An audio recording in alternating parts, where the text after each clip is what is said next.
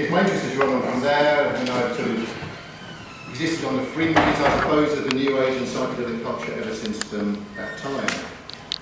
So, my presentation, Psychedelics, Fascism and the Politics of Profane Illumination. What is this all about? There's 4 key points that I'd like to get across. The first is that psychedelic culture functions within something called the Cultic Milieu.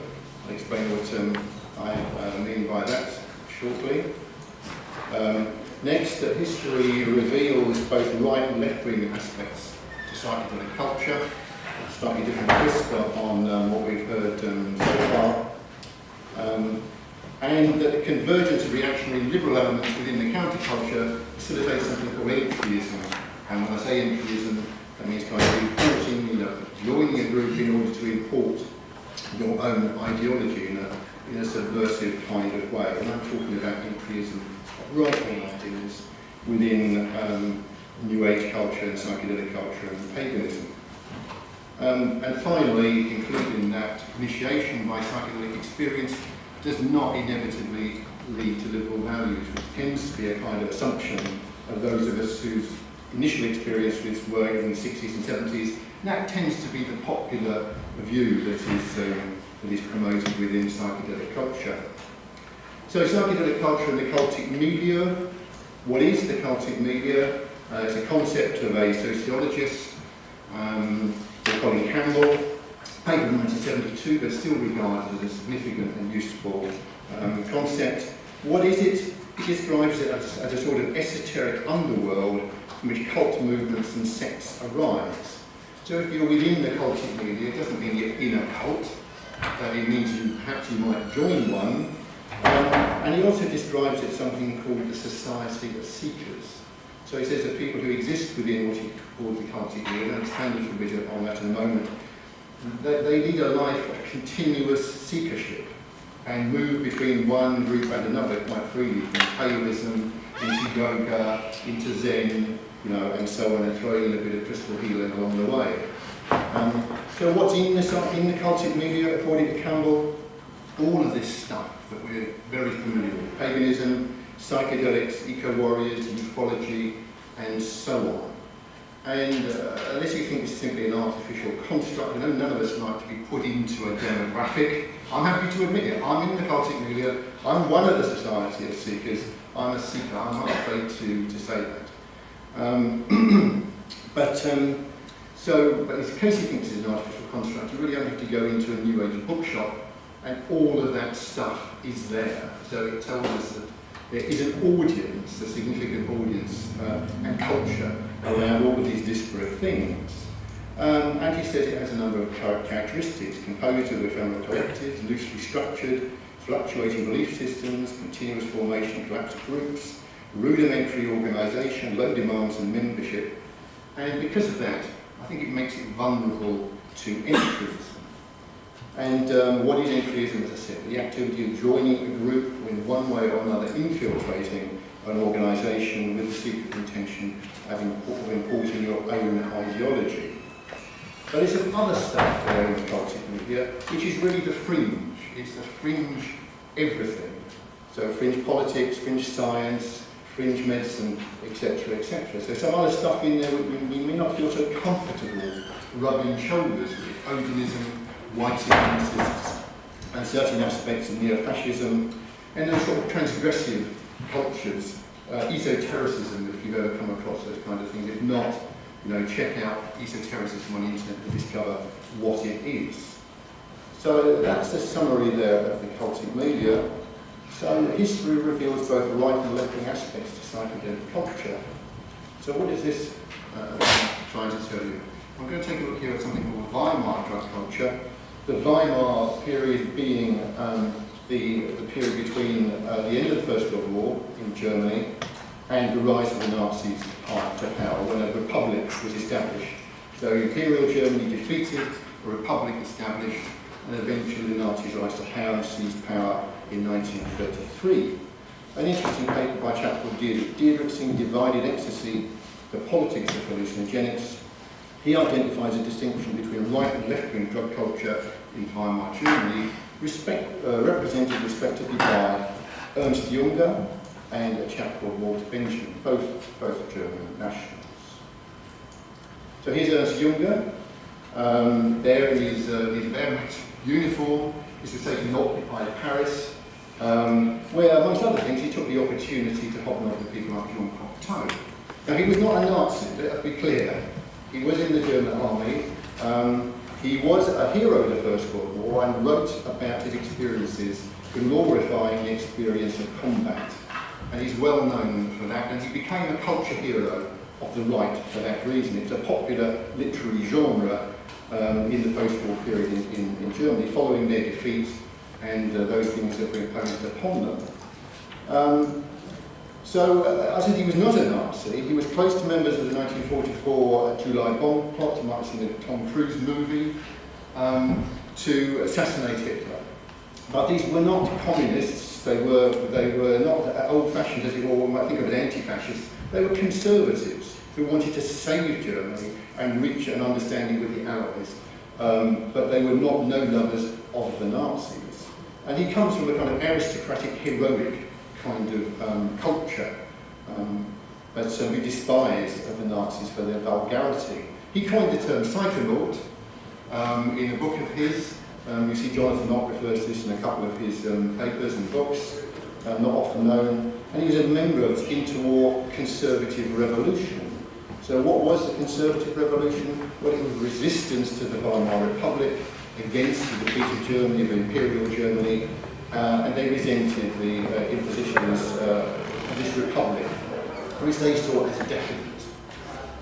So they were in resistance to bourgeois society, liberal democracy, capitalism, and modernism, which interestingly ties in with one of the former presentations in terms of sort of psychedelic culture. So here is Ernst Jünger in his later years. Actually, he's depicted here in conversation with a representative of the French New Right, a kind of pagan right-wing sort of movement. And this is his book published in 1970, translated, never been translated into English, but the English version of the title is Approximations or Approaches, Drugs and Intoxication, in which he describes a lifetime of drug experimentation.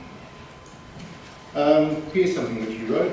These are experiments in which one sooner or later embarks on truly dangerous paths. One gains insights under the influence of drugs that are not possible otherwise. Now this was in a letter to Albert Hofmann. And he became a very close friend of Albert Hofmann in this post-war period. In fact, Albert Hofmann used to send him food parcels when he was in Germany and struggling to survive in the sort of destroyed Germany of the post-World War II period. And they actually became very good friends and had trips together and so on. And although Ernst Jünger was a sort of representative of kind of sort of mystical nationalism, or at least heroic, he glorified war, well, he certainly did glorify war, and actually he took something more of a kind of anarchic kind of approach, and had a figure in some of his books. He had a large number of novels, and some of them featured a character called the Anarch, which was really based on his own, on himself. So Hofmann on Jünger and LSD, Hofmann had this to say about Jünger. Jünger, he wanted it only for the elite. Huxley wanted a new type of religion. Jünger never had that in mind. He wished to reach the elite, hoping that would disseminate through their circles, and that would suffice. That's from an interview in a very recently published book. Now, one question you have to ask yourself, given the characteristics of Hofmann, is extremely conservative, and what kind of influences would he seek to, what kind of culture or society would he seek to establish based around his experiences with psychedelics. Now here's Walter Benjamin, another German, and this book on hashish is a collection of various papers and what he called protocols, which are records of his drug experiences. So he's the same sort of era. Unfortunately, he killed himself whilst trying to escape from the Gestapo. He was Jewish, he was trying to get out of France and into Spain, and fearing being caught by the Gestapo, he thought death was better than being captured. He killed himself. But he describes his drug experiments alone and with others, such as a chap called Ernst Bloch. Now, he's a very important European philosopher, and this is one thing that he has to say. Oh, sorry, a little bit about Benjamin Bloch. They were part of the interwar resistance to Nazism and fascism. Benjamin wrote specifically against Ernst Jünger and his glorification of combat experiences. He called it war for war's sake, making a play on art for art's sake.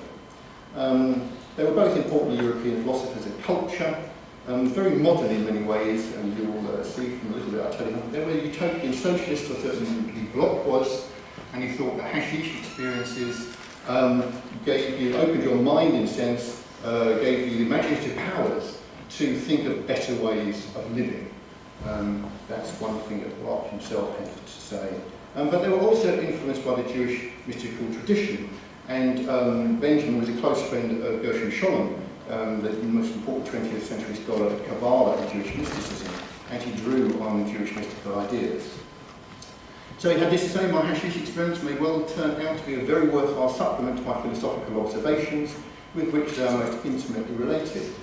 Now Odin's written about Walter Benjamin and his ideas and his importance. Mostly, quite academic, but he's a very important figure.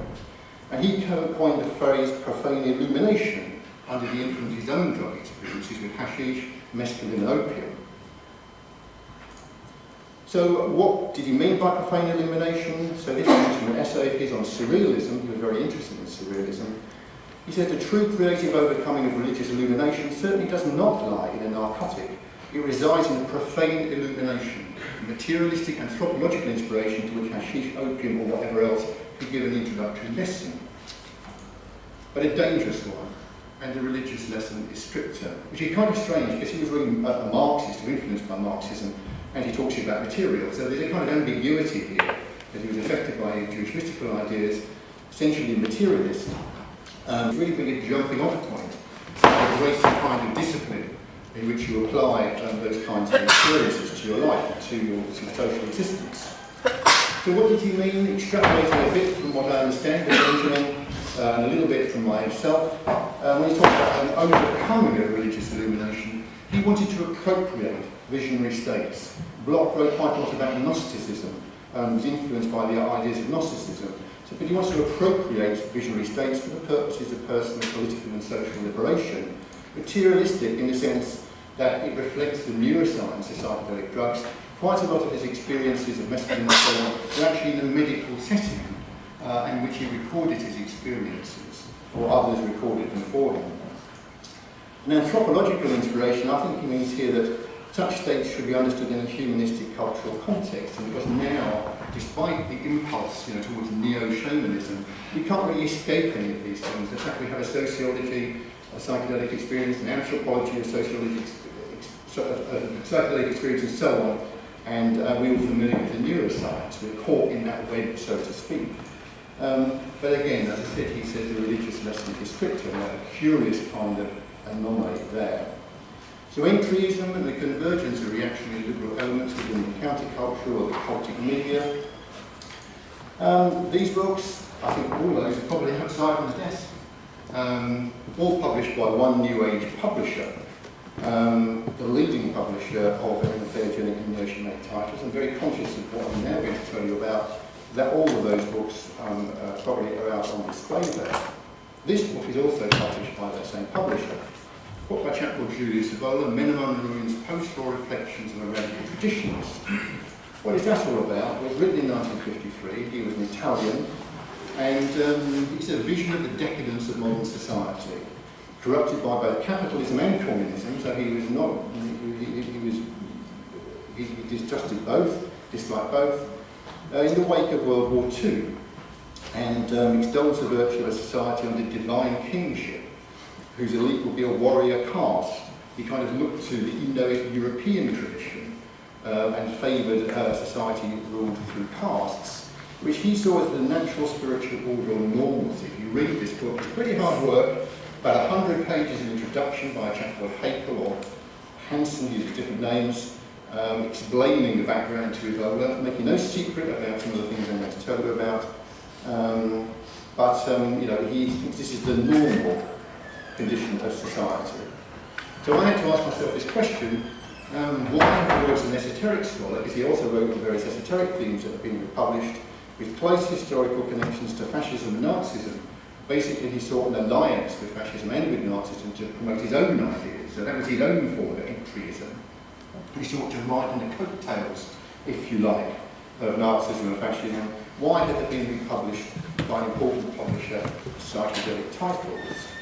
Well, what is radical traditionalism? Is anti-modernist, believes in the perennial tradition of primordial esoteric wisdom, lovely, seeks a resacralization of the world, and sometimes embraces collective living, tribalism, radical environmentalism, regionalism, ethnic separatist politics, a bit more Julius. This is, yes, let's everybody have their ethnicity, but we don't mix them, we keep them apart. So they remain integral. So, you know, we're not against any particular ethnic group, but sometimes this is regarded as being a sort of racism by the back door. And it evolves a primary ideologue of this movement, which is incorporated or part of what's sometimes called the New Right. So here is Evola. He was an elitist, aristocratic, anti-democratic, esoteric scholar, a drug adventurer, a spiritual racist. No time to explain quite what he meant by that.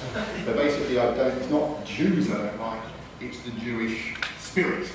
I met some non-Jews, you know, who are as bad as the Jews. He's a little bit like that if you were in between the lines. And he sought this alliance to promote his own ideas.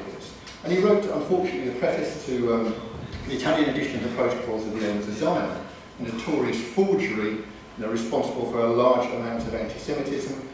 Norman Cohen, in his book, Warrant for Genocide, basically said it was the basis on which Hitler was prepared to kill the Jewish people, to eliminate the Jewish people. So his experiences with drugs, this is from the introduction to Men on the Ruins.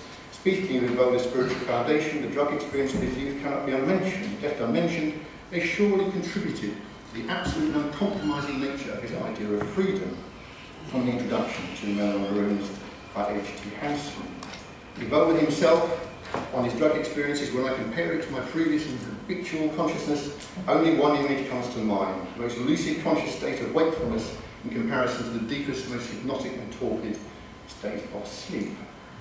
So New Right entryism is a new age. Amy Hale, who is a pagan and an academic, wrote this essay, which kind of formed part of the background to my own investigation into this area, called John Michel, Radical Traditional and Emerging Politics of the Pagan New Right, published in the International Journal of Pagan Studies. Now here's John Michel, and many of us know of him. He was a kind of the granddaddy of New Age culture in Britain. He wrote the book, basically, in the late 60s and early 70s, and then published it on and on beyond that. But he introduced us to ley lines, earth mysteries, sacred geometry, archaeoastronomy, simulacra, that's in the rocks that look like faces, trees that look like entwined bodies, and so on, anomalous phenomena in general. But he's also partial to notions of sacred kingship and mystical nationalism, albeit of a sort of Blakean nature. So here's some of the books which kind of, you know, basically use the Bible. Everything, all a large percentage of what we see in New Age culture were represented in these publications from the late 60s. Many a copy, battered copy lying around in a hippie pad, as he sit there rolling a spliff. But latterly, his collected essays were published in this book, Confessions of a Radical Traditionalist, Radical Traditionalism again, in which he expresses his admiration for Evola, and they're collected by and published by a kind of New Right publisher. So, more disturbingly, Roger Griffin, who's a political scientist and specialist on fascism, has this to say about Evola. There's no doubting the major impact on black terrorism's core vision of the world achieved by the right-wing Julius Evola. He had a profound effect on some of history's most uncompromising theorists and orchestrators of black terrorism, which was what? Which was, in the 70s, there was a period called the strategy of tension.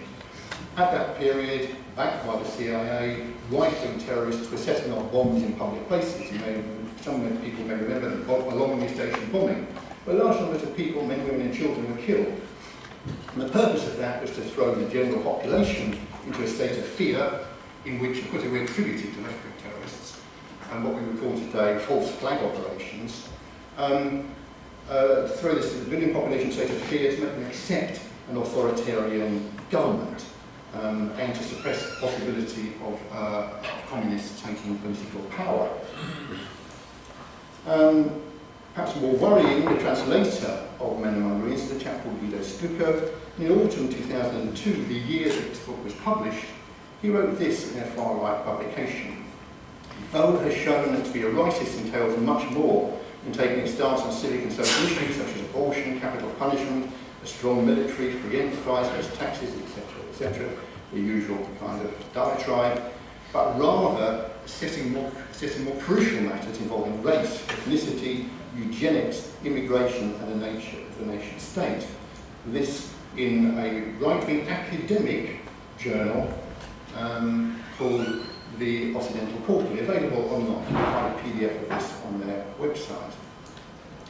So we have these problematical associations where we have overlaps between radical left, paganism, the kind of new agey kind of stuff, and the new right, where you see elements like multiculturalism and anti-capitalism and so on, the share between radical left and paganism and the general kind of new age culture. But the new right has appropriated some of these kind of aspects like ecologism, eco-fascism, anti-capitalism and ethno-pluralism. This is this kind of ethnic separatist kind of political view. And so these individuals like Evola and Jünger and Michel sit somewhere in the middle of this set of problematic associations where these groups are united by overlapping negations: anti-capitalist, anti-materialist, anti-scientism, we've heard some of that today, anti-American and anti-bourgeois. So it leads into a very difficult scenario. So these aspects, together with Evola's learned esotericism, really explain his possible appeal to New Agers and his publication in a New Age context that is still, to me personally, somewhat disturbing. I'm not saying they shouldn't have published them. There's 100 pages of introduction, so that's a 200-page book, 150 pages of Evola, and 100 pages about the entire background. I wouldn't agree with everything that's in that introduction, and if you read kind of political scientists about Evola, they'll see it painted in a very different light. But I think that the publisher did their job. They employed an expert with 100 pages of introduction. So I think they shouldn't have been published, but they're disturbing aspects nonetheless. So these aspects are not appealing to New Agers, is associated with Marxism, fascism, etc., etc. So initiation by psychedelic experience does not inevitably lead to liberal values, introduction to Benjamin or to Benjamin and Jünger. So initiation by extreme experience. So both Jünger and Evola saw extreme heroism and willingness to die as a touchstone of heroic initiation. And psychedelics are seen as an initiation by extreme experience, or often I think is seen as an initiation by extreme experience. For example, transformation by annihilation of self. But I mean, anybody who saw the films last night about ayahuasca, this sort of notion of initiation by extreme experience obviously forms a part of those kinds of paths. So here we see a kind of connection between these aspects of Evola and Jünger and psychedelics. So profane illumination, Benjamin links profane illumination, his idea of profane illumination, with initiation by extreme experience. Now, just to say one thing about, no, I'll say it later at time. So starting with fantasy-aching decadent poets such as Baudelaire and Rimbaud, and he starts with them in his 1929 essay on surrealism. He finds surrealism very interesting because it's to do with, and we'll see this in a moment, it's to do with challenging the mind. So we have the incongruities like painting of a pipe. Unleashes, this is not a pipe. And you can associate these things with things like Zen, koans, and such like, challenging the mind to break down the normal ways of perceiving in order to open up other potential. So he quotes Rimbaud here: the poet makes himself a seer by a long and prodigious rational disordering of all the senses. For he arrives at the unknown as a seer, and even if praised, he ends up by losing the understanding of his visions. At least he has seen them. Now, if anybody saw Rapid's experience with 5-MeO-DMT yesterday in the film, or read his account of it, then I think there's a kind of identification between those kinds of experiences and what Rimbaud was talking about in the late 19th century. And I mean, part of my interest in this whole area is to say, There's a long history about concerning psychedelics and the kind of philosophical reactions to the psychedelic experience going back beyond the 60s. And Benjamin wrote extensively and was influenced by his experiences. One aspect of profane illumination for him was what he called aura, which is to say that things had a greater meaning than just a pure physical presence. They carried a meaning, a kind of cultural meaning, and something perhaps beyond that. And also, fundamentally, one of the things he writes about is when he was under the influence of hallucinogenics, that he looked out at the world, but he realised that the world was looking back at him. So he's a very interesting person to read. And, you know, I think many of us would say, you know, reading other people's trip experiences is pretty boring after a while. I've had a couple of compendiums I barely looked at and read a couple. But he's an interesting and clever writer about his experiences. So Benjamin and Bloch versus Jünger and Evola all four used drugs to investigate the nature of consciousness and reality, and as an aid to learning and self-discovery. But I think that they reacted in different ways. I mean, in one sense, you could simply say, I suppose, that LSD as an experience is not going to change anybody's approach to life overnight. Jünger had lived 103, and it's hard to stand in judgment of a person who fought in 2 world wars. But this is my view on this. I think Jünger and Evola are primarily concerned with personal liberation. They don't want to be fooled by anybody, and this is their kind of interest. This is kind of, to me, the kind of magical view of psychedelics. You know, I don't want to be fooled. I want to know the truth and not be deceived by state, society, or any other person. And while Benjamin Bloch saw a potential for political and social liberation through new ways of seeing afforded by psychedelics.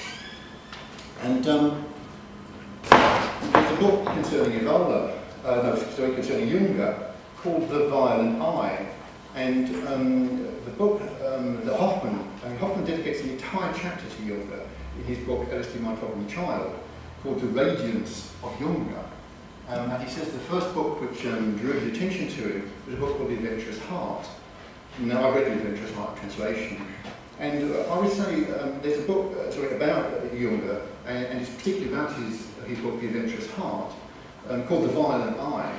And to me, I would say, well, Jünger has the violent eye. He has an eye that is penetrating. He was an amateur entomologist, who was scientifically inclined. It was a rather cruel eye, one might say, that sort of saw inside creatures, saw inside in a rather cruel way. Whereas that Benjamin and Bloch had the gentle eye. That's to say, they saw the enchantment of objects.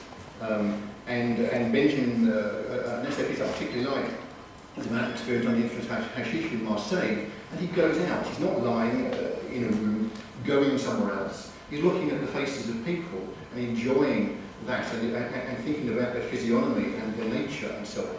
So his I would call the gentle eye, in contrast perhaps to Jünger's the violet eye, but obviously deeply influenced by his experiences of hand-to-hand combat in the First World War. So Jünger has this to say: one carries freedom inside oneself, a man of a good mind who realises potential in any regime. He does not pass through the regimes, they pass through him, barely leaving a trace. And this is from a novel of his called Aladdin's Problem. So this, I think, emphasises his particular notion of freedom. He doesn't want to be fooled. He's not going to join any club that would have him as a member, so to speak. Whereas Benjamin talking about his drug experiences, or their relation to surrealism, and surrealism, that is to say, to win the powers of intoxication for revolution, this is the project on which surrealism focuses. And actually got stress on the mysterious side of the mysterious, in other words, tripping for the sake of tripping, takes us no further. We penetrate it only to the extent that we recognise it in the everyday world. That's to say, you have to take those experiences and use them to make a better world or have a better understanding of yourself and of society. So, we come back to my 4 key points. Psychedelic culture functions within something called the Cultic Milieu, if you accept this sociological concept of some weirdy sociologist who's chosen to plot a demographic and stick us in it. History reveals both right and left-wing aspects to psychedelic culture, in the form of Benjamin and Bloch and Jünger and Evola. The convergence of reactionary and liberal elements within the counterculture facilitates empiricism. I think within the counterculture, a lot of sort of political naivety, really, And it's easy kind of to adopt values without necessarily thinking, well, do they have a political value? What they do, then how is that being used? That is the immediate issue. And the initiation by psychedelic experience does not inevitably lead to political values, which is an easy assumption to make. And that's it.